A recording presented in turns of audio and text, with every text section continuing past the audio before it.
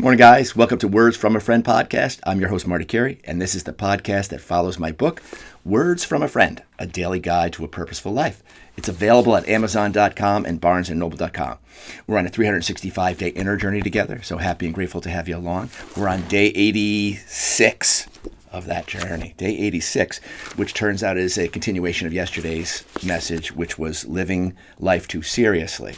So today's message is too serious, continued. Too serious, continued. We all know what it's like to live too seriously. And it's called a rut. We all know what it's like to be in a rut, right? If you're in a rut right now, you're going to get yourself out of it. We're going to show you how to get out of it. We're going to remind you how to get out of it, all on your own. All on your own. You have everything it takes to get yourself out of that rut. You got to take some action, that's for sure. You got to get up, that's for sure. It's some giddy up. But we're going to give you the stuff the energy of the giddy up that you need so that we can motivate you into getting into your own giddy up. And once you get into your own giddy up, it's the real giddy up and go, right? You got everything it takes right now. It's just your ego's telling you, stay down, throw in the towel. No, screw that. That's the voice of your ego. That is not who you really are. That is not who you really are. You're taking your ego too seriously, and that's when we take life too seriously, okay? We take that depression too seriously. We think it's us when it's really just an energy that we're holding on to because we've accumulated all kinds of baggage and stuff in here that we just keep looking at all the time instead of raising our gaze up and out of the garbage of life, learning that that's not who we are, that's not how we're meant to live, that's never who we really are. It may be who we've been conditioned to be, but we can throw those old bags away. We can throw them away.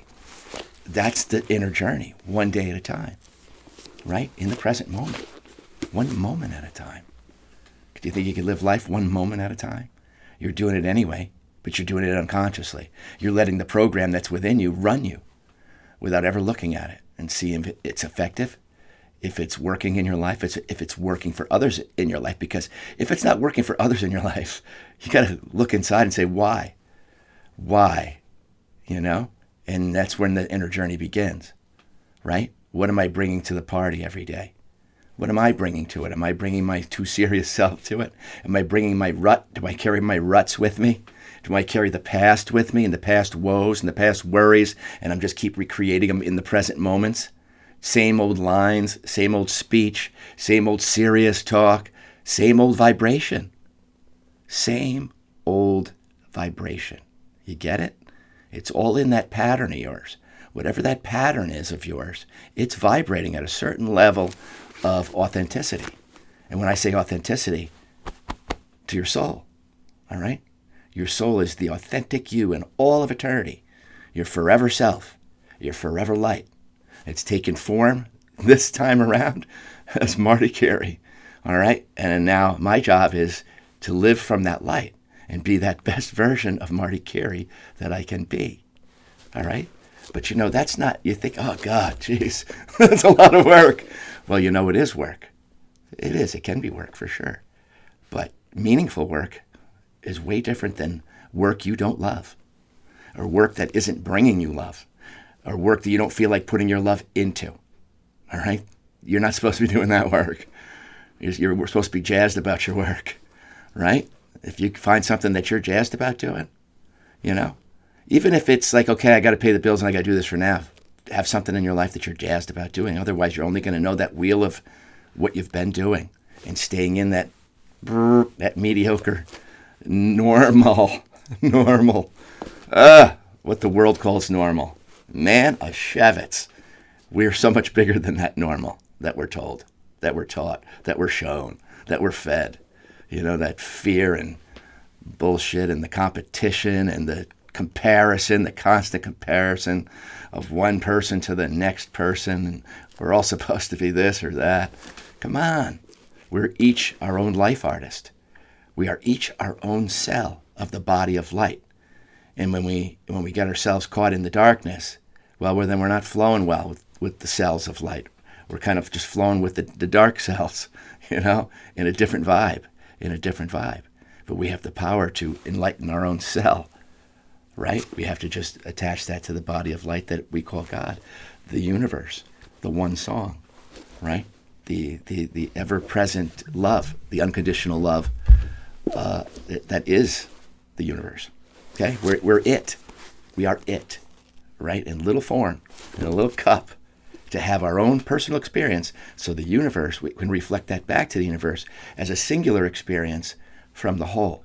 So we benefit. The universe loves to live through us. God loves to live through us, have an individual experience as us. All right, and when you use that God energy and when you align with that truth, and that's what you're here to do, you have a great mission. You know, you've lost yourself, you've found yourself in your light, and now your light is guiding you. And now you realize that all that stuff that's happened in your past there's meaning and purpose to it, even though it looked like hell and garbage in a lot of ways and beauty in a lot of ways, the mixed bag. Well, the mixed bag because we were kind of just flying half in and half out of knowing who we are and our ego and, you know, all of that. It's mixed bag stuff because we're living in duality of both positive and negative. But when you take charge of yourself, then you take charge of whether you're serious or not serious, whether you're focused or not focused, because you're not the ego anymore. You're the watcher of what this does, what this says, what this thinks. And the thoughts that come in, either we're snipping them off as it's just an ego thought. It's just comparison. It's an ego thought. It's just jealousy. It's just an ego thought. I got no time for that anymore.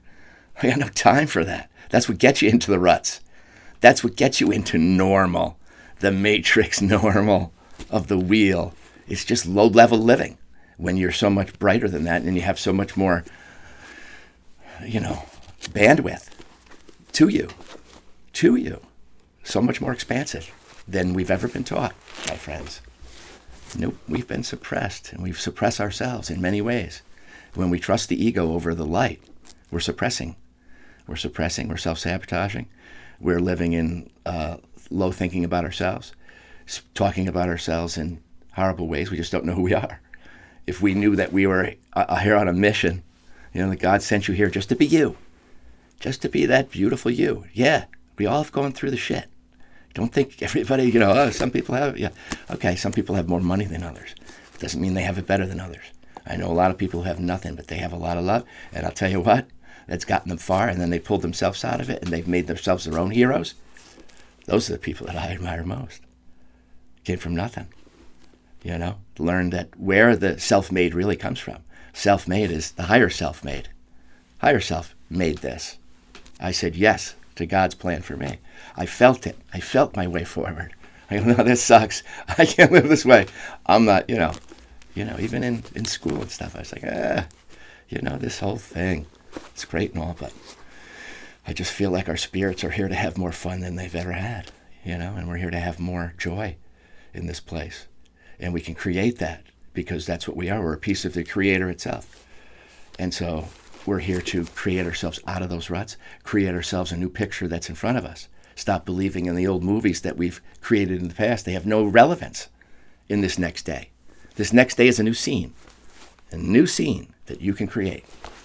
Always remember that. I create my scenes, and I can create my way out of this, and I have the tools to do it because I am the light, and the light has everything held within it that I could ever possibly need.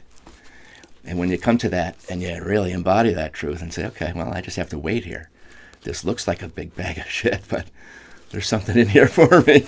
It doesn't feel great, not necessarily, but okay.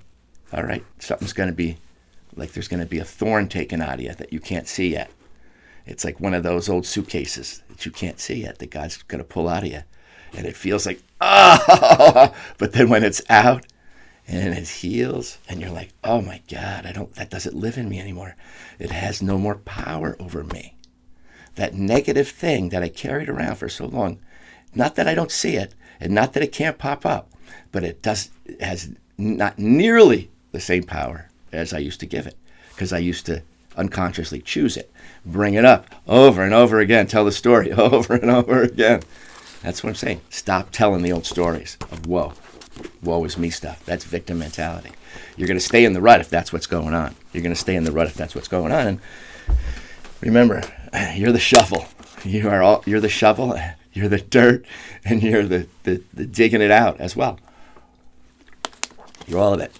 You're going to get help. Not to say you're not going to get help with that, but only when you make the decision to do it will that help come.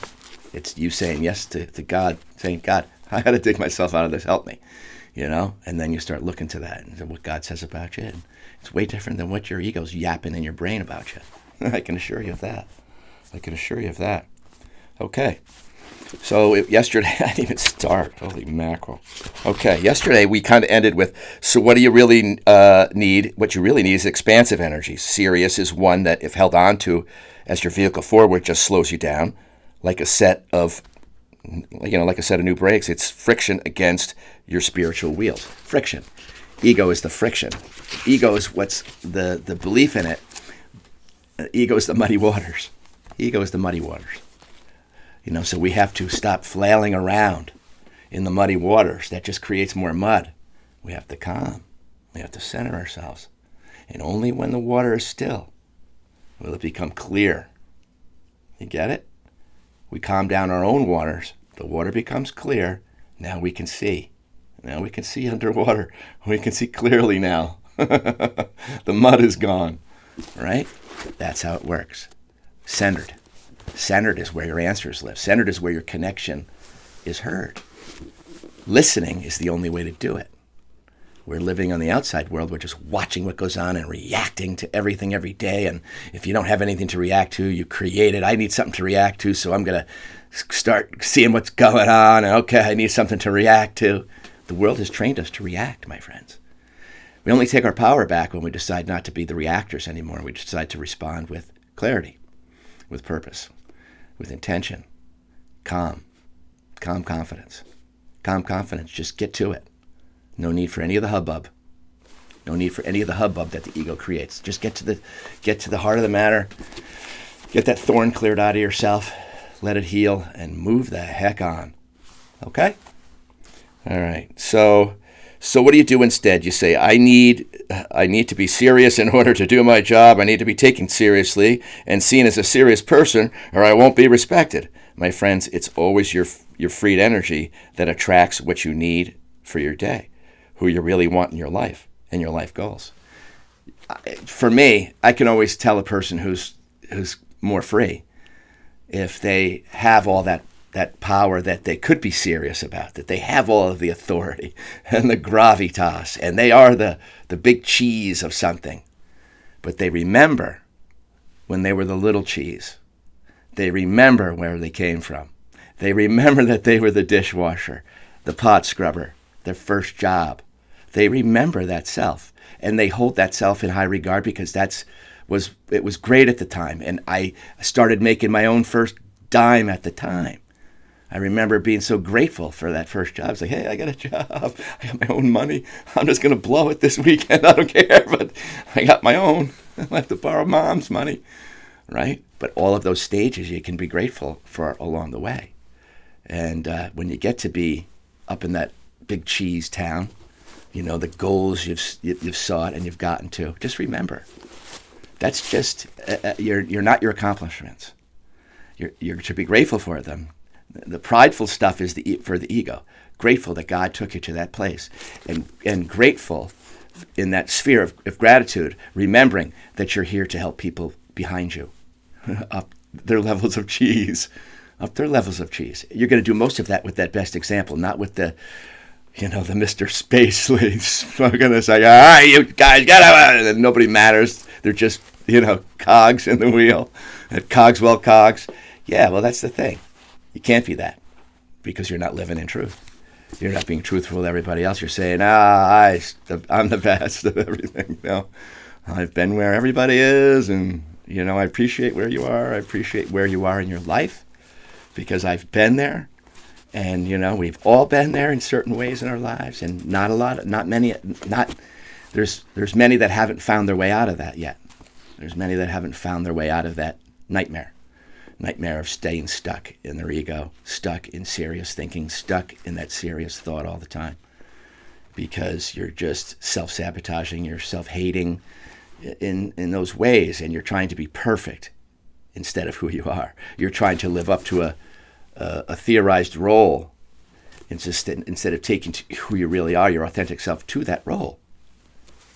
It's a different thing. It's a different thing. You can be real there, you know. It's not so rigid. It's not so rigid. Yet you have boundaries, but it's not so rigid in that you don't understand. You know, you just have to do what you have to do. Well, I don't know. You have to understand too. That's being awake. It's being awake to what's going on. That you know, it's not all about you. You came here to serve. So remember that. What's the best thing to serve? What's the best thing to serve is the light. And we recognize our own light. We know we have it. We know when we're in it, and we know when we're out of it. So you move closer to that, you're going to be starting to pull yourself out of your ruts, and you're going to be pulling yourself out of the too serious, and you're just going to start adding more chuckles into your life. Because honestly, of all the garbage in my life that I have found the remedy for, it is laughter. It is absolutely number one in my life. Number one, creativity and laughter. And those two elements are never left out in any time, even the sad ones. I never leave them out. I bring them so that we can all remember. You know, you bring them because those are your tools of life. They're part of it. All right, so it's expanding energies that carry you and your dreams in the fastest, most beautiful ways. Using lower energies for your daily ride give you lower results. Plus, we all know that how feeling too serious repels rather than attracts. All you attract when you're indulging in your lower, more serious energies is fear from yourself, mirrored back to you as fear from others. Right? You're throwing fear out. All of a sudden, people they're in that gaze of fear. It's like, oh my God, you're angry about something. And really, what it is you're in a stage of fear yourself. When you're angry, it's really like a stage of fear somewhere. You're fearing something. So your reaction to it is anger to try and fix it. You know, like an 8-year-old. All right, that's where anger comes in. It's like, well, if you knew a better way to handle that and process that fear, you wouldn't use anger. You wouldn't use it. You'd sit for a minute. You know, you'd let the water become clear, because anger is going to be where you're flailing around in that muddy water, creating more mud.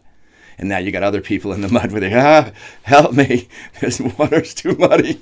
You know, calm down. Take a deep breath. Inhale, it's okay, and exhale, out the bullshit. Okay? All right? Bring yourself centered. You do this for yourself. You do this for yourself, my friends. Learn to do this for yourself. Learn to do all of it for yourself. Fill your cup with that. Stay out of the distractions of the world's bullshit. Work on the real project, the one that's going to bring you the most gold while you're here. You know, I always saw my grandmother used to have all these pictures of Jesus around her house, you know, the ones that when you go one way, Jesus looks at you a little different, like, I still see what you're doing, you know. And it was funny because I always say, if everybody kind of knew who Jesus was and what the Christ consciousness meant, you know, you see all these horrible pictures of Jesus. Well, Jesus is like your best buddy. Jesus is the one that helps you out of these ruts and out of these somber moods and all this other stuff. It's the Christ consciousness. It's the light within. It's the same thing. We call it different things and we put different labels on it, but it's the same thing, right? So I harken back to that. I had a funny story about that. I have to tell you about it sometime. No, it was this is what it was. I too had it. If your grandmother had all those pictures of Jesus around the house, the ones that looked like, for the love. My buddy Jimmy, he had his grandmother live with him straight off the boat from Italy. She had her own little room in the house and filled with all of those. Jimmy said, I used to go in there and she hardly spoke any English. And she'd go, Jimmy, come on in, Jimmy, come on in. And Jimmy would go in and he'd look around. He was scared. He goes, I was always scared to go in there because it was just like, look at all this carnage going on with Jesus. And he says to his grandmother, Graham, if this is what heaven looks like, I don't know if I want to go there. She goes, Jimmy, don't say that. Don't you say that, Jimmy. Oh, it's the funniest thing I ever heard. But you understand, because, you know, you can grow up that way in religion, and it's just like you're scared of God. You're scared of it. When that's really who you are. You're a cup of that light. Don't be scared of that. That's what pulls you through everything. That's what pulls you out of every rut. That's what pulls you forward in consciousness, because Christ energy inside, the Jesus within, the light within, is that way forward. It's the same thing. You know? Same thing, many labels. Love has many labels. We call it different things. We call love prosperity. We call love determination. We call love the energy that creates worlds. It's all in there. That's why there's all possibility for you. You have the creativity in you to create a better life for yourself, starting today, starting right now. Starting right now. You're a painter. You're an artist. Your life is, that's it. That's the work. That's the work that you're here to do. You get to. You don't got to. You get to. And once you realize you have all the power to do it, get that brush moving. Get that. You shouldn't be. Listen. Get yourself out of these things. Do whatever it is you do. You get up. You walk. You move. You learn. You grow. You tend to your garden. You get on top of that garden and you keep tending it. You are the constant gardener. Stay there. It is the most noble work, and it is the most prosperous work you can do on this earth, is doing it for yourself and letting that light that you've let in just emanate out. And whatever comes from that, that's what you're supposed to give. All right? It's all held within there. You just have to listen. Stop yapping. Start listening. Okay? If you're feeling too serious for too long, you must take an intentional shift. It doesn't have to come all at once. It should be stepped up. Take a breath, give thanks for recognizing where you are energetically, and decide in the moment, like I just said, right now. Right now. It's always now. It's always the time to say, okay, where am I? In my mind, where am I? And what am I putting out into the world? And if I come in contact with somebody, boom, raise yourself up into that, to the occasion. It's not just nothing that's in front of you. There's an occasion to be had there. Bring something to that, something meaningful. Smile. How do you do? Right? That's it. Simple stuff like that. That's the simple life, where the simple life brings you the most gold. I love the simple life. Simple life is the best, As best you can make it. You don't need all the things you think you need. You don't. So whittle it down to what's most important. What brings you the best feeling, the most freedom within. Do more of that. Do more of that. Open up. Okay? You won't be serious for too long after that. One of the great truths of life is that we are beings of energy. Quantum physics agrees with this truth. Going inside and becoming aware of which energies within you create which results is the path to spiritual and physical freedom, my friends. Learning how to steer your personal field of energy is the goal you seek. That's the goal you seek. You are the light. Wield it. Start wielding that. Watch your life. Watch what happens.